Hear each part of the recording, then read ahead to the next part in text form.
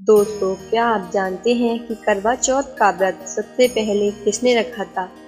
इस व्रत की शुरुआत कैसे हुई थी? तो आइए जानते हैं इस वीडियो में।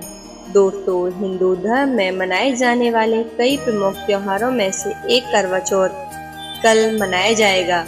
सबसे कठिन व्रतों में गिने जाने वाले इस व्रत में भारतीय महिलाएं अपने पति की लंबी उम्र के लिए निर्जला उपवास रखती हैं। कहा जाता है कि इस त्योहार की शुरुआत पंजाबी परंपरा से हुई थी।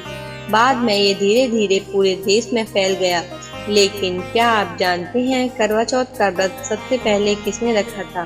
दोस्तों, इस व्रत को सबसे पहले करवा नामक एक स्त्री ने रखा था।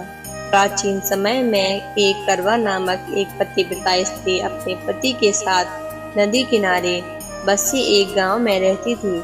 उसके पति की उम्र काफी अधिक थी। एक दिन जब उसका पति नदी में स्नान करने गया तो एक मगरमच्छ ने उसका पैर पकड़ लिया और उसको पानी में खींचने लगा। इस पर वो अपनी पत्नी का नाम लेकर करवा करवा चिल्लाते हुए सहायता के लिए बुलाने लगा।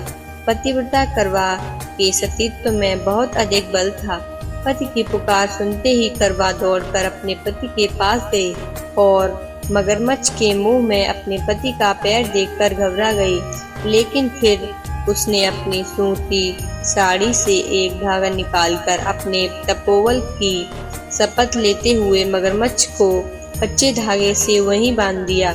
इसके बाद करवा अपने पति की रक्षा के लिए यमराज के पास पहुंच गई। इस समय चित्रगुप्त के अपने खाते देख रहे थे। करवा अपने साथ 7 सीखें लेकर गई थी। उन्हें उनके सामने झाड़ने लगी।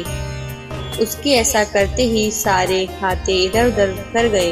तब उनका ध्यान करवा पर गया और यमराज ने उसके यमलोक आने की मनसा पूछी।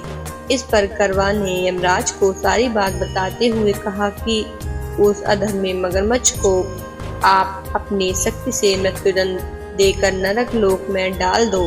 इस पर करवा ने यमराज को सारी बात बताते हुए कहा कि उस अधर्मी मगरमच्छ को अपनी शक्ति से मृत्युदंड देकर नरक लोक में डाल दो। इस पर यमराज ने कहा कि अभी उस मगरमच्छ की मृत्यु का समय नहीं आया है, उसे मैं मृत्युदंड नहीं दे सकता।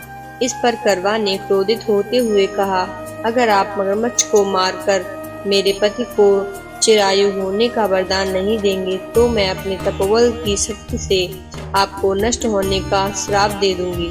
करवा की ये बात सुनते ही चित्रगुप्त और यमराज चिंता में पड़ गए, क्योंकि वो करवा के सतीत्व की शक्ति के बल से परिचित थे।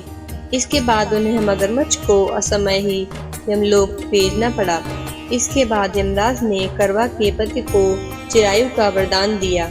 साथ ही करवा को सुखी और समृद्ध होने का आशीर्वाद देते हुए कहा, मैं तुम्हें वरदान देता हूँ कि इस तिथि पर जो भी महिला पूर्ण विश्वास और आस्था से व्रत और पूजन करेगी, मैं उसके सुहाग और सौभाग्य की रक्षा करूंगा।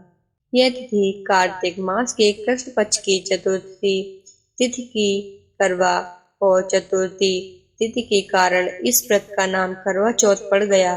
तो यह कहा जाता है कि माँ करवा यह पहली स्त्री थी जिन्होंने अपने सुहाग की रक्षा के लिए इस व्रत को किया था। तो दोस्तों, आपको हमारी करवा चौथ की कहानी कैसी लगी? अगर अच्छी लगी हो तो वीडियो को लाइक और चैनल को सब्सक्राइब करना बिल्कुल ना भूलें। धन्यवाद दोस्तों।